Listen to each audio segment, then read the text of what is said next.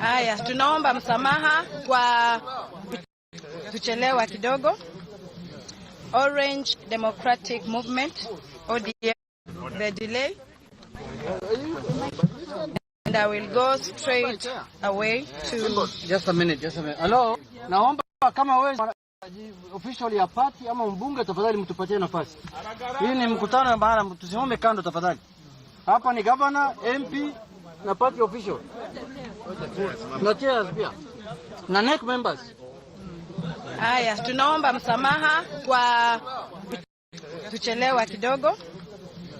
Orange Democratic Movement, ODM resolutions of the National Executive Committee, NEC, held in Mombasa on 11th February 2026.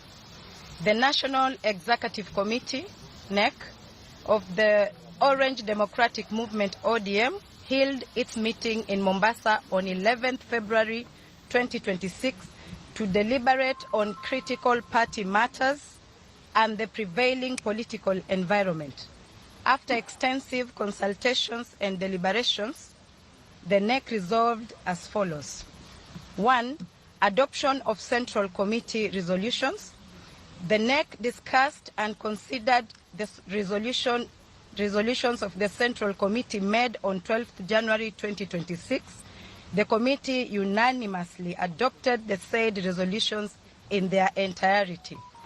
In particular, the NEC formally mandated the party leader to lead and oversee negotiations on behalf of ODM in respect of the party's pre-election coalition arrangements with other political parties and formations, guided by ODM's ideological foundations, strategic interests, and the aspiration of its membership. 2. Implementation of the 10-point agenda and NADCO report. The NEC received and deliberated upon a progress report on the implementation of the party's 10-point agenda and the work of the committee tasked with overseeing the implementation of both the 10-point agenda and the NADCO report.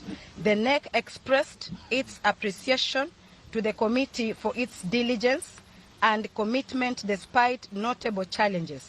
The NEC further called upon all relevant stakeholders and parties to urgently address the impediments that have slowed progress and to demonstrate goodwill in ensuring the full and faithful implementation of agreed reforms. With this regard, the NEC mandated the Leader of Minority, Honorable Junet Mohammed, to institute mechanisms to ensure the proposed allocation of 450 billion Kenya shillings to counties is made mandatory in the supplementary budget. 3. Compensation for victims of human rights violations.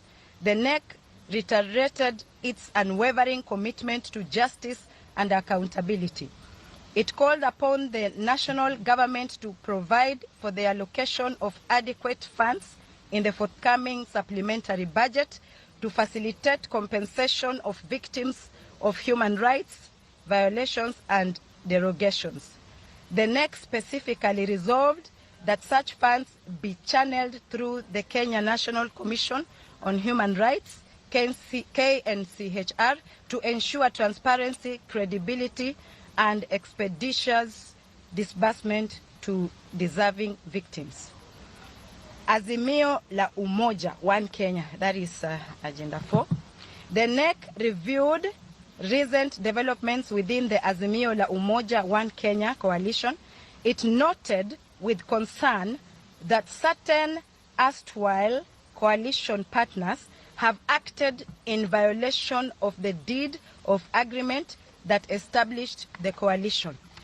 In light of these sustained breaches, and in order to safeguard the integrity, autonomy, and strategic direction of ODM, the NEC resolved to initiate the formal process of withdrawal from the Azimio la Umoja One Kenya coalition in accordance with the applicable legal and constitutional provisions.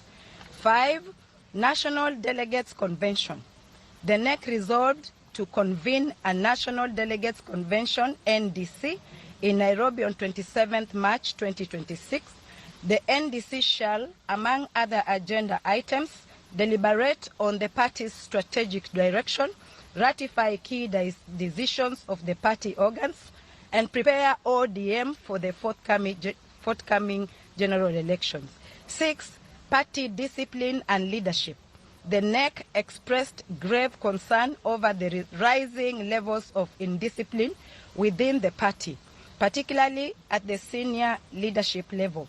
Committee underscored that ODM is governed by its constitution, the rule of law, and collective decision-making through its duly constituted organs. Having deliberated on matters relating to the conduct of the Secretary General, Senator Edwin Sifuna, the NEC resolved to remove him from office with immediate effect in accordance with the party constitution and applicable laws. Effectively, the Deputy Secretary General, Honorable me, yours truly, Catherine Omanyo, will act in this position until a substantive holder of the position is elected. The NEC reaffirmed ODM's commitment to democratic governance, constitutionalism, social justice, and the pursuit for a broad-based, inclusive, and reform-oriented government that reflects the will and aspirations of the Kenyan people. Issued at Mombasa this 11th day of February 2026. Thank you. Thank you.